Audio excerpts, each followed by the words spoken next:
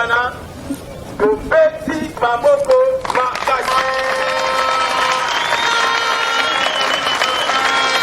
L'ancien parlementaire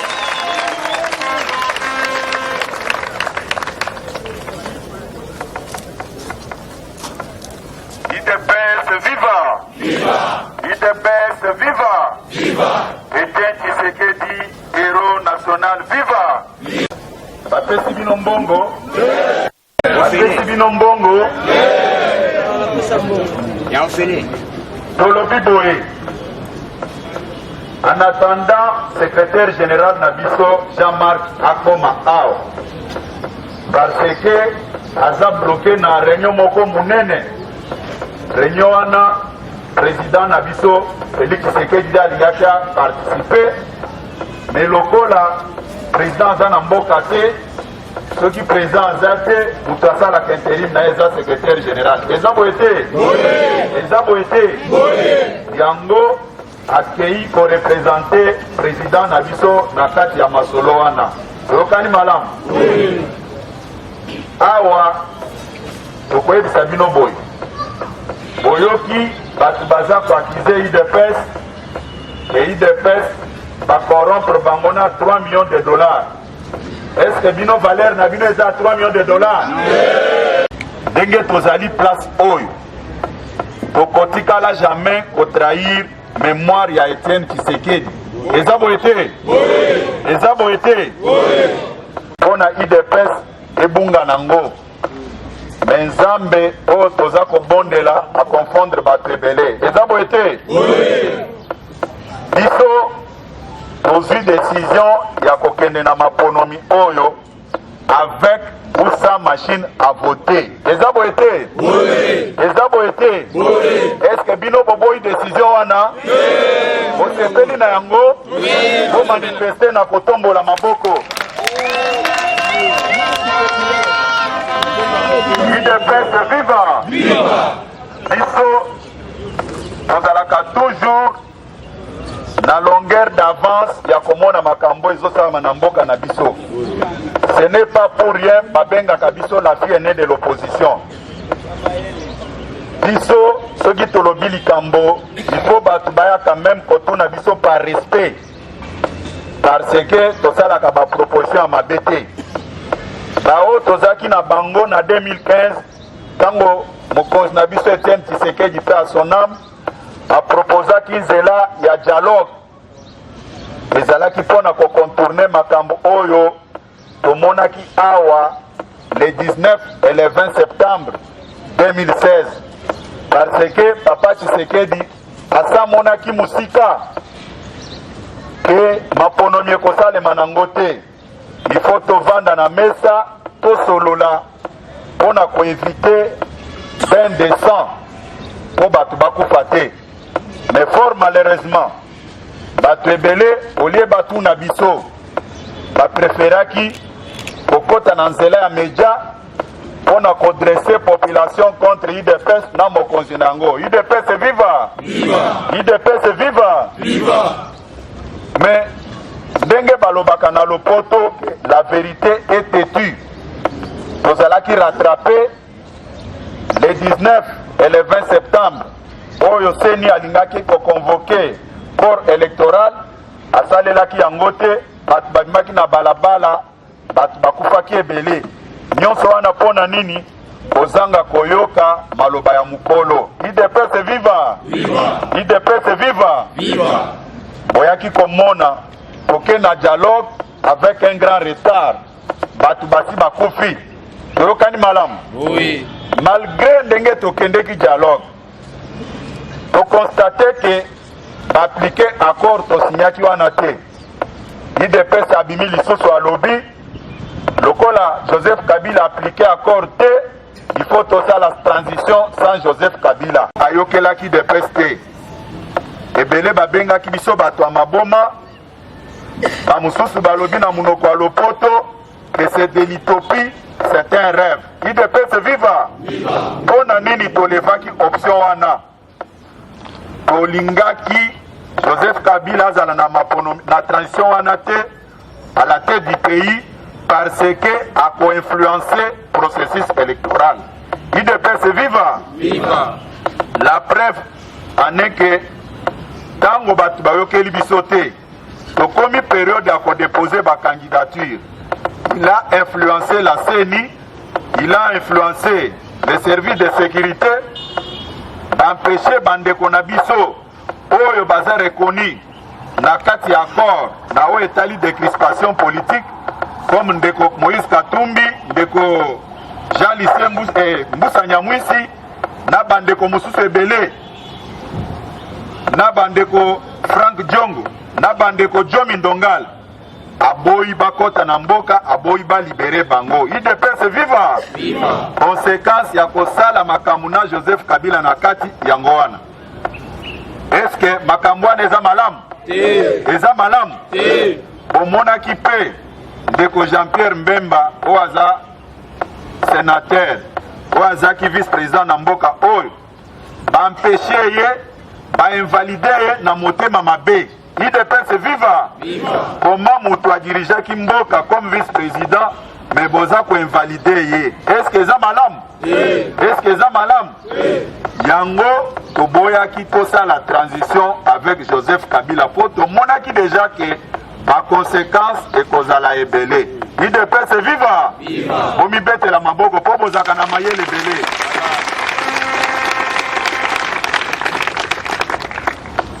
Mokonzi na biso le grand aigle maboko pembe tango alobaki makambo wana batakaki ye na bamedia mpona kolakisa ke alobi mabe, mais lelo ndenge balobaki la vérité eteti vérité erattrape biso. UDPS viva! UDPS viva! Biso tango toleve option ya kokende na maponomi avec machine à voter ou sans machine à voter, toza maboma te, tolingi kotourner page Joseph Kabila d'ici le 23 décembre. UDPS viva! UDPS viva! Batu bakosa bino te ke bakorrompre mokonzi na biso avec 3 millions de dollars. Pona bao bayebi te, mokonzi na biso aboyi zoto ya papa na ye biologique oyo abota ye ezonga na mboka oyo mpona kofavorize glissement. Joseph Kabila akende ntina 2020 mpona alobaki si c'est ça la condition, je n'accepte pas puisque ekotrahir peuple congolais. UDPS viva! Bobetela mokonzi na biso maboko makasi. Batu oyo baza koyebisa bino ke aza corrompu, c'est du n'importe quoi. Mokonzi na biso bakoki kokorompre ye te.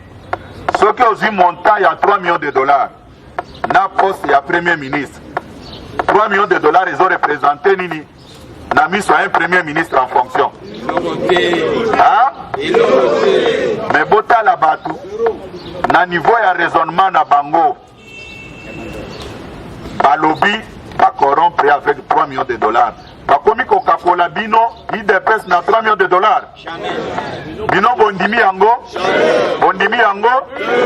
Obotala makambu ya luputa o eza kolobama pona kosalir, koternir image ya mokonzi na biso. Bino bokweya na ba provocation wana te. Toyokani? Biso toza batu oyo tozokende na compétition oyo favori. UDPS viva! Toza na biso d'accord na apport ya mutu nyonso kominimize mutu te. Batu bakosa bino te ke non tango baza kolobela makambo ya expérience bomona ke non biso UDPS toza na mutu aza na expérience te. Eza biloko ya loputa bozala impressionné te. Toyokani malamu? Soki mutu alobi ke nga nasala mingi naza na expérience, bravo, osala mingi na régime nini? Puisque bilan ya batu nyonso badirige mboka oyo eyebani. Biso tokoloba toza na expérience mingi puisque toza maintenir place Nabiso. Il y a fille aînée de l'opposition, leadership Nabiso, toza pour garder yango. Gestion, il y a ressources humaines. Tous les gestionnaires qui sont avec nous ici, gestion, il y a personnel, les aka, disséquité. Toyokani, quand on va pour gérer bat, qui moukolo alelo, toza toujours qu'on maintenir. Et si quand Nabiso est leader de l'opposition, et ça vraiment mouké, au bête la mokolo Nabiso maboko, pour ça une expérience en évelé. Et puis, et ça na profil sous critère, il faut babakisa. Ancienneté na kati ya opposition. Toyokani? Toyokani? Toza pour totaliser plus de 36 ans de combat. Kotikala ko travailler na régime ata mon côté pour na trahir peuple na biso. Et puis nayoka ki batu mususu balobi boy. Naza liboso na bino base ya parti.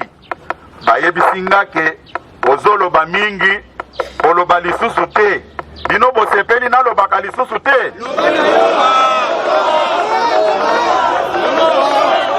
Bayebisinga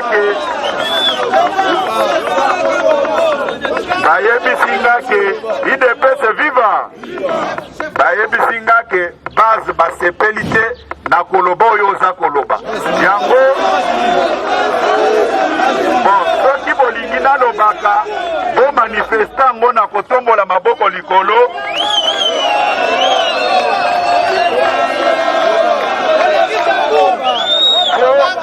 Aloba,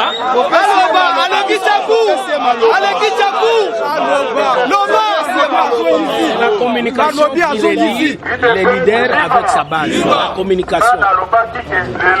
Aloba, parce que tu peux se mouiller comme Loba. Mon IDPS, tu as mon qui a été Koloba.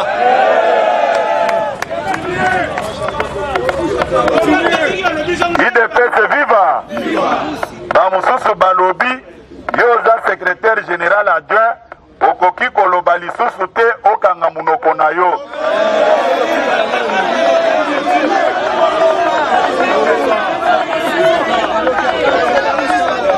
Bon, natuni bino boye. Bino bosepeli nalobaka ou bien bosepeli te.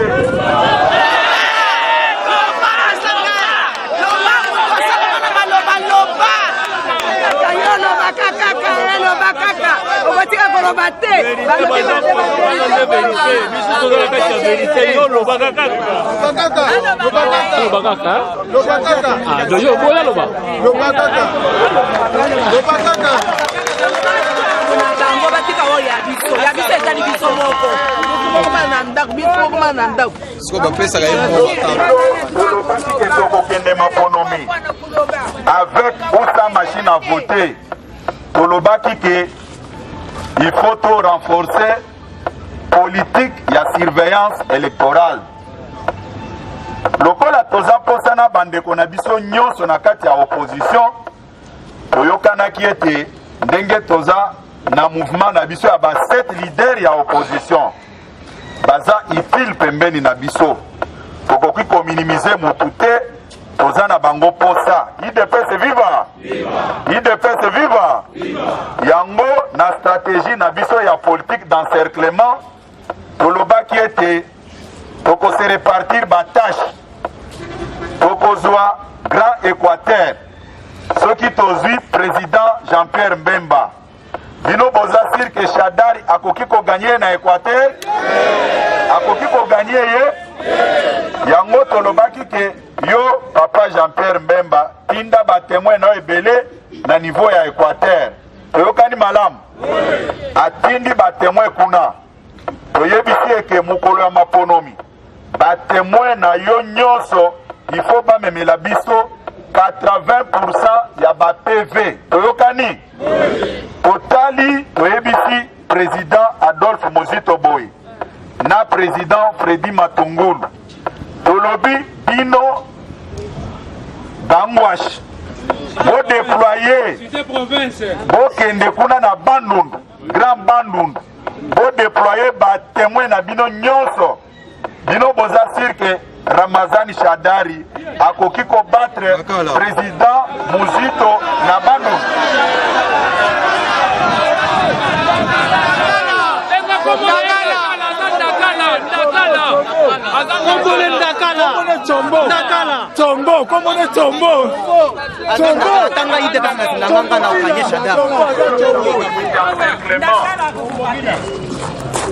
Moi je vois très mal, Ada avec machine à voter, Ramazani Shadari. IDPS viva. Nazomona ngoma be, candidat ya FCC a gagné président Muzito na président Matungulu na Bandundu. Ekoki kosalema te, toyokani? Toyokani malamu? Tolobi lisusu boye. Yo président Kamere, mutoto ya Walungu, zwa ba témoin na nyonso, tinda bango na est kuna. Ba encercler candidat ya FCC wana. Bamemela biso 80% ya ba PV na mukolo ya vote. IDPS viva! IDPS viva! Basali bongo. Ok, toyebisi président Katumbi Moïse tolobio na ensemble na yo tinda ba témoin na nyonso o bongsaki pona bana Congo na niveau ya Katanga ancienne configuration ba memela biso ka 80% ya ba PV. IDPS viva! IDPS viva! Bino boza sirke candidat ya FCC akoki kobattre président Kamere na est kuna. Bozasir akoki kobattre yete. Soki tokiti na Grand Katanga, bozasir ke candidat FCC akoki kobattre président Katumbi. Akoki ko gagner ye. Tozwi centre, tolobi bon. Maboko pembe, zwa ba témoin na nyonso déployer bango na centre. Est-ce que vous assurez que vous battre Maboko Pembe dans le centre et Pandakala? Si la Congo centrale. Tolobi, IDPS viva. IDPS viva. Tolobi, Yondeko Martin Fayoul. Soit batonognon, soit dynamique, Tinda Bango na province ya Congo centrale. Tozaka kaposa na 80% ya ba PV. IDPS viva. IDPS viva. Bandeko na ngai. Politique oyo ya encerclement. Na uti ko démontrer bino aw. Kinshasa tolo belangote. Una match ezate bino nyonso na ebike bokozola na ba bureau de vote nyonso. Mais mabe IDPS asali ezali wapi? Puisque bango moko bayebi ke politique d'encerclement, il y a surveillance, il y a processus électoral, bakotikala kozwa ata 5% te. Toyokani? Toyokani? Boyoka makanisi malamu o mokonzi na biso Maboko Pembe azana yango. Est-ce que wana bobetela mokonzi Maboko makasi? Tango tozolobela makambo oyo, est-ce que toboyi bomoko na kati ya opposition? Toboyi bomoko? Est-ce tolobi ke IDPS moko nda ko déployer ba témoin mboka mobimba? Topesi mutu na mutu tâche na ye. Toyokani? Biso toza na esprit ya bomoko. Toyokani malamu. Mais place biso tokoboya kobatela mbanga na biso ezawati. Soki toyoki yo yena discours ya kodresser peuple congolais contre IDPS, contre mokonzi ya IDPS. Biso tokotika yo? Tokotika yo? Wana toko répliquer, toko appliquer o bato a lopoto balobaka moyen ya légitime défense. Eza boete? Eza boete? Yango toza koyebisa bandeko ebele o baza koloba na ba réseaux sociaux boye.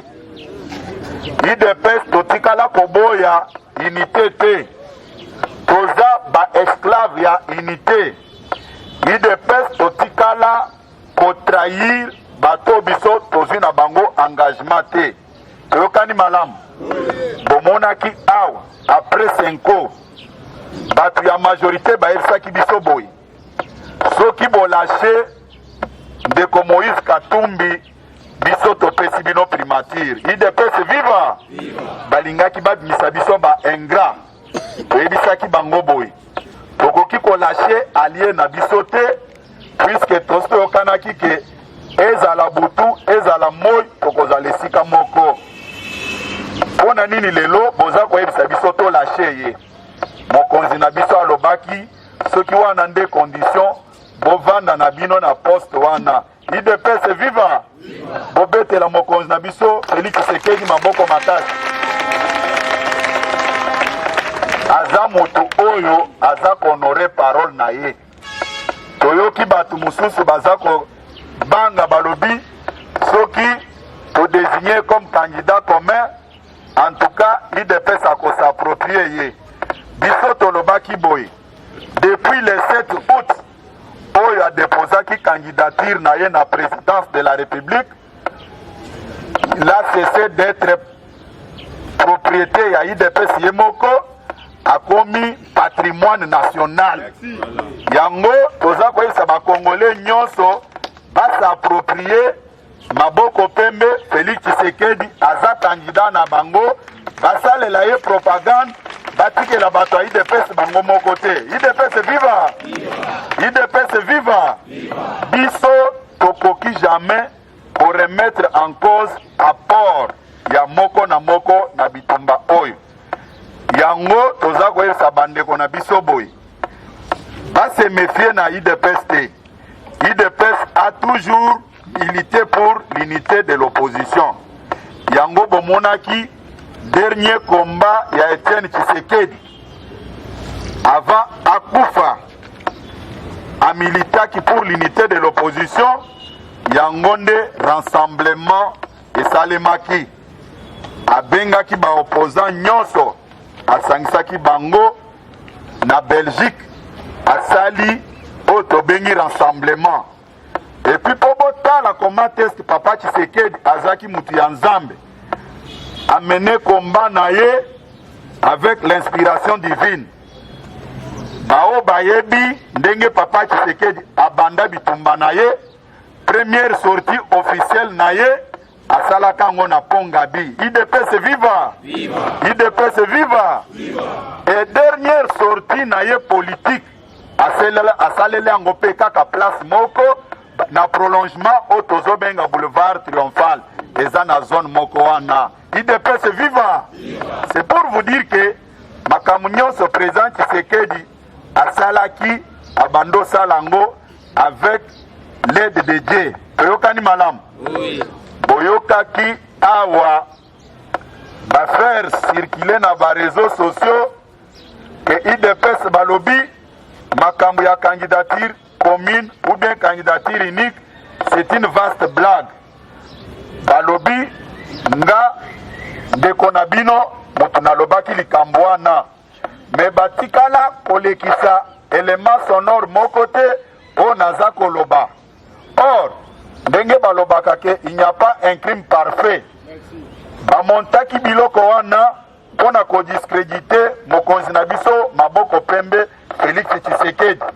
et puis plus loin balobi azwi mbongo mpona kolégitimer processus électoral na koyebisa bino boye magazine oyo nalobelaki makambo wana yango eza liboso ya bakambi oyo bapanzi sango toyokani bokotala foto na nge eza na kati wana batuni nga likambo etali candidature commune nalobaki boye je répète encore ezali awa magazine yango ebimi avant ke bango baloba puisque bautilisaki lokuta oyo de lakisa yango na bapanzi sango basimba yango malamu soki otali foto na nga eza place wana batuni nga likambo ya candidature commune nayebisi bango boye likambo ya candidature commune eza mabe te eza malamu me nakoyebisa bino ke likambo wana eza beaucoup alimenté na batu ya Kingakati. IDPS viva! Viva! IDPS viva! Viva! Nalobaki ke likambo oyo eza prioritaire, eza likambo ya crédibilité ya processus électoral. Parce que na pesaki na ba détail nalobaki ke likambo ya 10 millions d'enrôlés fictifs, likambo ya machine à voter, soki biso totikali kaka na likambo ya candidat commun, c'est-à-dire pour cautionner processus autolobi eza malamu likambo ya mabe eza te. Est-ce que koloba bongo elingi elobake toboyi likambo ya candidat commun? Est-ce que eza bongo? Pona nini awa tango tozolobela makambo ya répartition ya batache na batu nyonso ya opposition, pona nini tolobi te ke IDPS akodéploye ba témoin Congo mobimba? Est-ce tolobeli yango? Déjà tango toza korepartir batache na ba plateforme nyonso elingi kolakisa te ke toza mpona bomoko, me ba oyo bazoloba ke IDPS baza baorgueilleux balingi unité de l'opposition te. Est-ce que balobi ya solo? Balobi ya solo? Yango banguna ya IDPS bamontaki élément sonore wana mpona kodiscréditer IDPS. Toyokani malamu? Ba informaticien bayebi eloko naza koloba wana.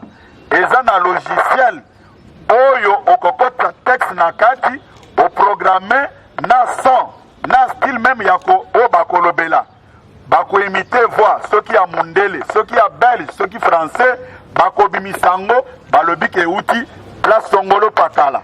Ce sont les ennemis de l'IDPS. Ndenge bato à latin balobaka verba Holland script manent. Les paroles s'envolent mais les écrits restent. Écrit yango yangoy. Toyokani malamu? Bobetela mokonzi ya parti maboko makasi.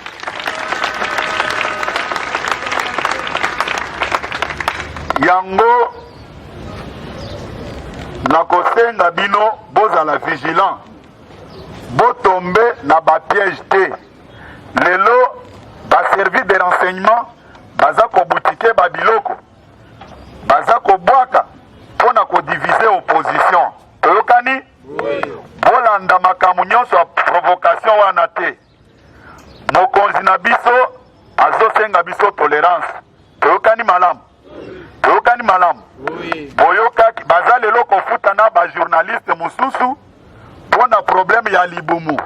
Kende kuna finga secrétaire général Jean-Marc, finga ba secrétaire généraux adjoint, finga président ya IDPS, finga batu nyonso wana poyo zwa mbongo. Est-ce bino bokolanda yango? Bokolanda yango? Bobotala niveau ya raisonnement ya batu. Batu balobi boye. Balobi boye. Bafundaki secrétaire général na biso keyende aza kokangisa ba combattant nyonso ya IDPS. Boyokaki yango te? Est-ce que secrétaire général aza kangisa ba combattant? Bobotala kaka batu moko moko wana niveau ya raisonnement na bango. Basali publication liboso balobi Jean-Marc azokangisa ba combattant. Lokola babotama na bango na mayele te, esali quelques mois baye kozonga kaka bango moko moko balobi nini? Augustin Kabuya na Jean-Marc Kaboun bazalaki na ba combattant baplastifiaki commune ya Kalamu na ya Matete pona koede kamwena sapo. Mais comment expliquer bino bolobi ke biso nde tokangisaka ba combattant? Kaka biso moko batokangisaka ba combattant ndeko lisusu ba combattant mususu po bakende kosabote ville. Est-ce que c'est solo? Yango balobaka ke il n'y a pas un crime parfait. Lokola bazama yele te bakanisaki ke biso tango bamisaka babuzoba na bango tolandaka yango te. Biso toza koloba boy. Biso IDPS tokoki jamais pour abandonner méthode d'élite na biso ya non-violence. IDPS viva! Viva! Lokola mokonzi na biso Etienne Tshisekedi akufi atiki biso na kati ya combat oyo ya non-violence, tokoki jamais kokracher sur sa mémoire. Toyokani malamu? Tumba oyo baza kosala biso bakende kotanga na Bible na mukanda ya Daniel chapitre 3 premier verset jusqu'à 30. Nous sommes les compagnons de Daniel. Daniel, le prophète Daniel, eza mokonzi na biso Félix Tshisekedi.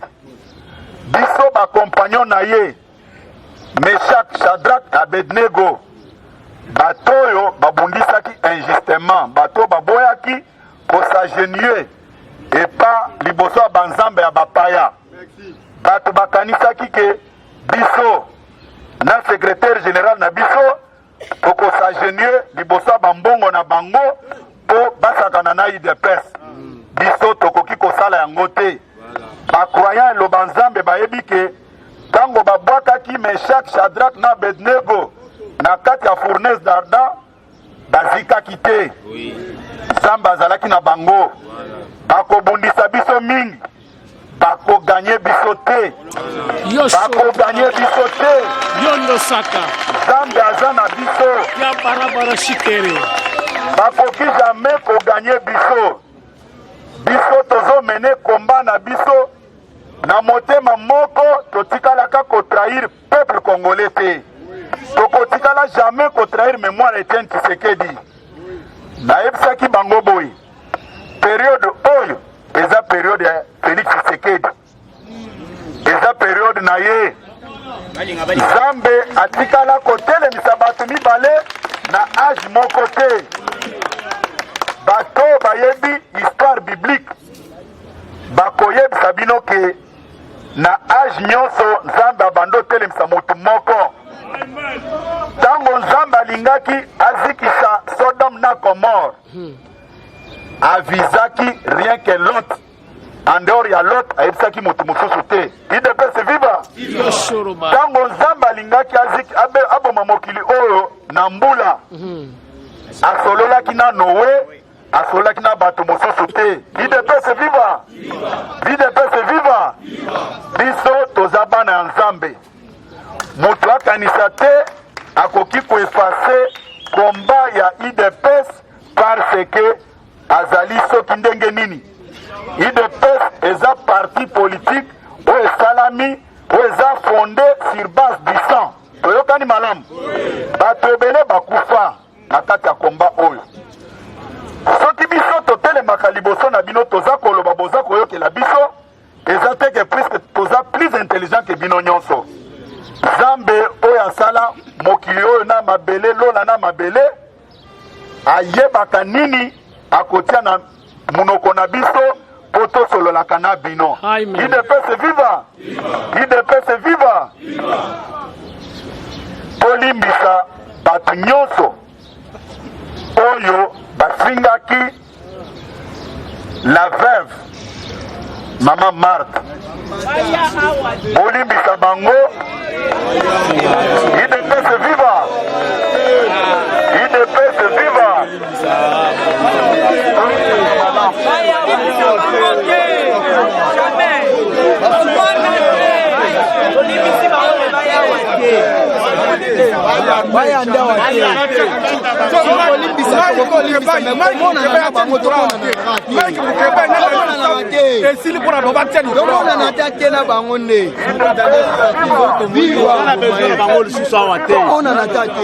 Nayebisi bino te ke bakoya awa nalobi boye pardon na bino. Pardon na bino wana nde ezosala makasi na bino. Toyokani malamu. Toyokani malamu. Nalobi ke bolimbisa bango, nalobi te ke bokotisa bango awa. Toyokani malamu. Toyokani malamu. Pourquoi nalobi likambo wana? Bible elobi boye mutu nyonso oyo akomaltraite veuve na orphelin kanda ya Nzambe ekozala na mutu na ye. Eza boye te. Eza boye te. Permanence oyo eza entrepôt ya senite. Permanence oyo eza esika babombaka machine a voter te. Mais mukolo wana bato batelemaki liboso baza kofinga ondire neti awa nde nanga abombi ba machine a voter na nyonso. UDPS viva. UDPS viva. Bolimbisa bango nyonso puisque bokonzi na biso na président na biso Félix ekomi pene. Toyokani? Toyokani? Boyebi Moïse akofaki akotaki na terre promise te. Eza boye te. Mais président na biso oyo bapesaki kombo Josué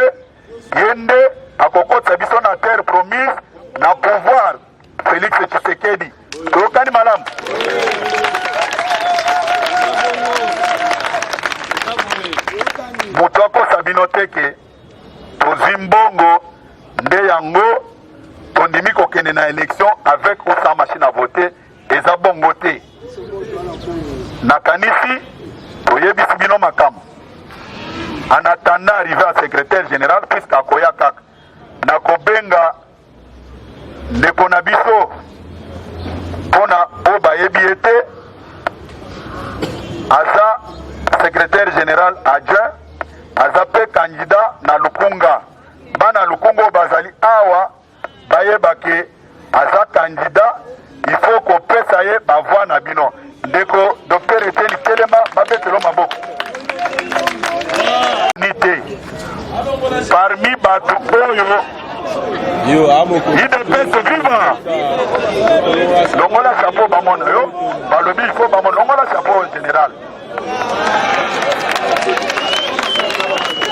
biso totosaka oyo asengaka boyebi na 2011 le 26 novembre parmi bato babomaki ye mpe balinga baboma ye babotelaki mutuka na ye baye kolongole na njili aye makolo kaka mpo na parti oyo toyokani malamu toyebi ke mutu na mutu aza na histoire na ye na kati ya parti oyo yango nakotikela ye mpe aza na mwa makambo mosusu oyo akobakisa na oyo nga na lobi me mpo na bino bakombata nyonso ya IDPS bokovote kaka bamembre oyo bakandida oyo président na biso aligné na liste na biso ya IDPS na 4 circonscriptions toyokani toyokani bokokende mokolo wana botali kaka IDPS Tshisekedi bobandi kovote toyokani malamu toyokani malamu bon mpona lelo nasukeli awa natiki maloba epa secrétaire général eteni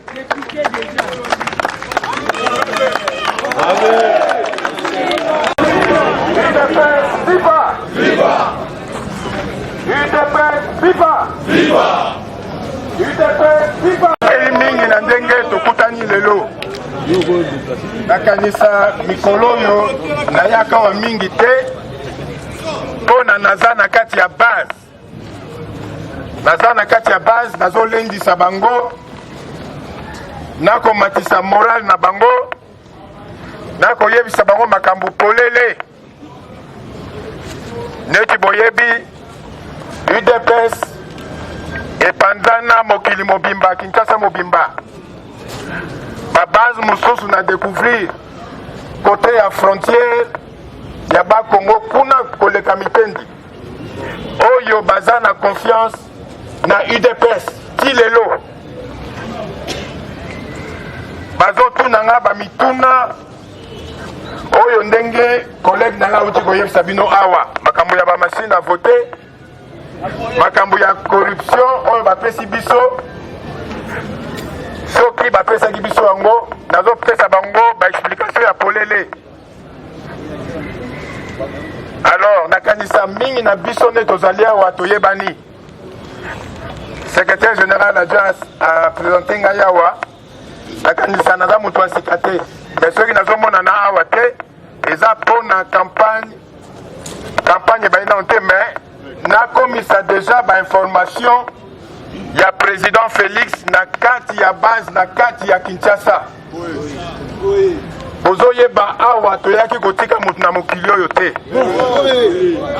biso na bino tobotama awa na Kisasa bato oyo bauta na mikili mosusu bakoki kokomisa biso baumbu awa te ozoyokana bato oyo bauta batanzanie barwanda bauganda bakoki kokomisa biso baumbu na kati ya mboka na biso yango wana ifo tofungola miso awa na mboka na biso torekipere mboka oyo bato yango baza na bastratégie tongo midi pokwa bazokanisa ndenge nini basala stratégie na bango nakanisa boyoki ndenge secrétaire général adjoint ayebisi bino awa eza mpona bamoni ke opposition boy machine à voter. Stratégie na bango eza qu'à un moment donné notre opposition boy machine à voter ba benga biso sikoyo toyokana pona to sala gouvernement union nationale pona Kabila sala nini a glissé aumela est-ce que ton nimi yango Kabila a coquille kozala na une seconde te avant après le 23 décembre. Les abongotés Tokoki kopesa ye une seconde te après le 23 décembre. Jamais de la vie. Yangwana muke bomonaki mo banungu awa na baninga na biso mususu ya opposition. Collègue secrétaire général adjoint Lobaki Kalobi UDPS depuis président ezalaka na vision ya musika et puis totalaka toujours peuple avant tozwa ba décision sabino na toyo oyo totikali nango sikoyo na UDPS moto akosa bino te toko se sacrifier pour na UDPS pour na mboka pour na intérêt ya Congo tokoki kolia ba 3 millions ya makila ya bakongolais wana jamais basalaka campagne na bango oyo ya ba 3 millions mais biso tokozala distraite tokokende na combat ti tangu Congo ekozala libéré totalement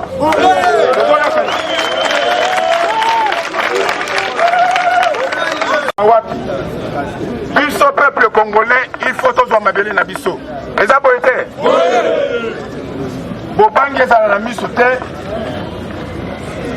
oyo bazokufa na combat toyani ete basoda oyo bazoboma bazotikala bazokufa pour une bonne cause mais biso oyo tozocontinue il faut tocontinue neti soda na munduki azokende tozocomprendre sikoyo bobangi ezala na miso te au moment opportun ndenge mpe nayebisaka bandeko kuna le 23 oyo toyebi ke ntango mosusu bakondami ekozala te parce que logistique na makoki ya seni ntango mosusu ekokoka te nga nazali awa nabombaka te mboka na eza na kati ya forêt équatoriale banzela ezali te mpona moto okoma kuna bamboka yango eza ebele na Congo awa il faut okende na makolo boyoki bomona ndenge nini pouvoir actuel kobana na Mobutu eboma bamboka Kinshasa eza kaka Congo te il faut bokenda na intérieur boma neti bato bakoma neti banyama bokozala révolté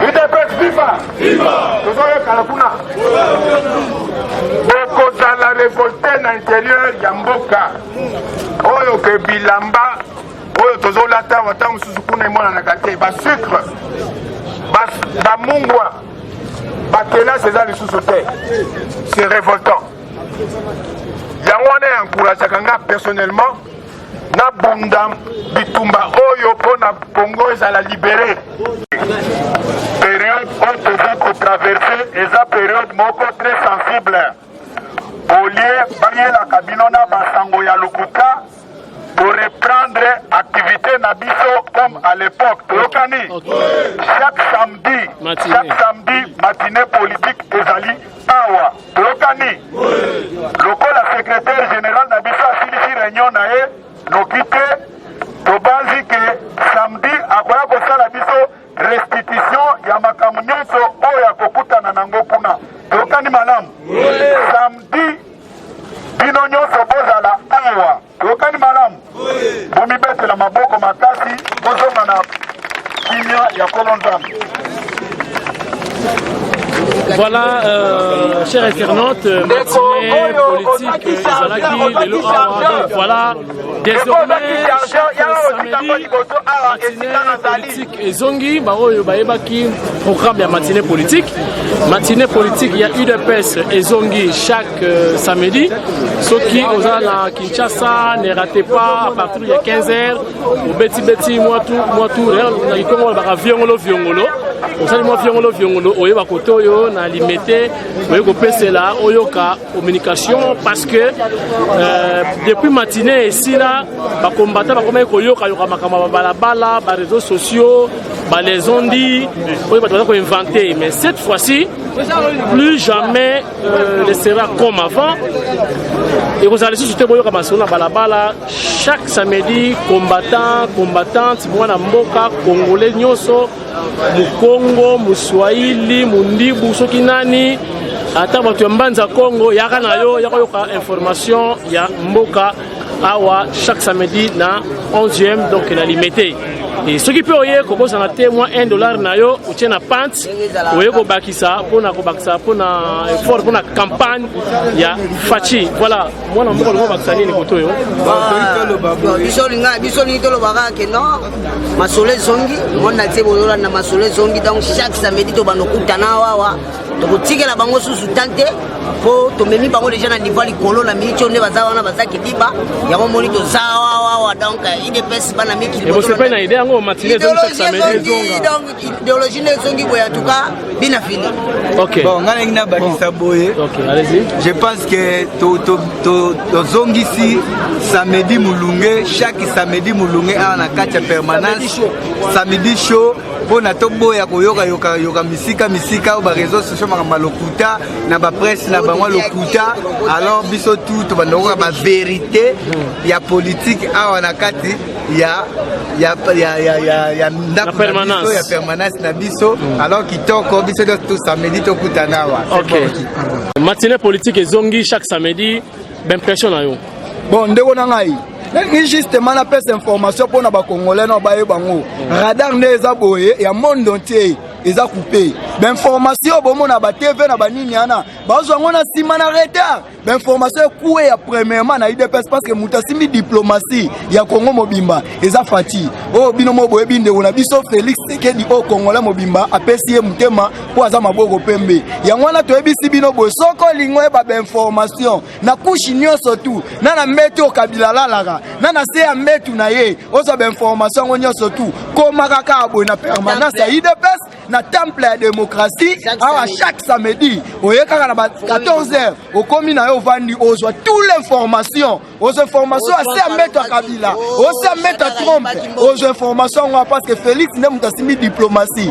au mona kuna ngambo wana au représentant ministre des affaires intérieures na biso mboko bo aye baté loko moko lisute parce que information mutazwa Félix bango tout bazwa sur information mboka te boya samedi belé $1 ezanga te na maboko $1 ezanga te na maboko ya yo mo yebi po fatia zala national retour ya ba matinée chaque samedi impression na yo ouais retour à ba matinée chaque samedi eza na cadre ya ko sunga population bazala lisusu désinformé parce que un tox c'est l'équipe trop il faut tout arriver à contrôler moral ya batu parce que oyebi batu ebele o balandara tindika par exemple na diaspora ba maman misusu balingai ba piquer ba crise pona marambu ya ba sotise eloko na koyebisa bango marambo bozoka ya ba journaliste engagé na société ya Iranium ya Moïse Katumbi eloko na koloba na bino boye beloko moko mutu soka ali ligorodo suka abima makwanza batu wana bazalaki na bango batu basi balia ligorodo corruption lelo makwanza ebimi bango baza pe ba leader te là je cite Mike Mukebai na Daniel Safu alingame mabiso na 1960 au moment tolongwa déjà tokomara tozana 2018 Congo eza ini batu faut bayebake na 2011 na ba Congo jeune moi mitumbaka moto po bayibaka Tshisekedi o babengi victoire et salama na Kasai et salama na ba Congo bozomona te que quelqu'un au hasard pas même na dimension ya ne mwanda semi aya kubanda ko tenir ba propos na kombo ya ba ne Congo o waneza babengaka folie la folie de grandeur les problèmes est dans sa mise au point il y a des les katumbistes va récupérer parole au nalobaki la non à la machine à voter que Jésus ata aza candidat commun à gagner l'élection de ceux qui machine ezali. La politique est dynamique, la politique n'est pas statique. politique eza ekekwa lumumba te etelema ngwi to ekokwa foire évoluer. Nous avons dit non à la machine à cette époque, mais après des études, nous avons compris que cette machine-là n'existait pas et à l'Arika Kao Abengi, intimidation, na idée que tout ça la politique à chaise vide. Parce qu'on a vu qu'il y a une ingérence, il y a un matériel là. Le logistique déjà bandimique et quoi. Bamindele baebi que cette histoire était tout simplement que nous tous écartés. Les gens bazui éléments na baosa nango propagande dans des réseaux sociaux que l'un des lieutenants ya Félix qui prophétisait sur la machine les lots va changer langage. Donc la politique ils ont évolué. Option au parti élevé ils avec ou sans machine ndetorokende. Machine en question eza ndenge na expliquer qui mundu qui a joué oyo bazo intimider peuple po bakende bango moko. Donc bozala na mino très calme.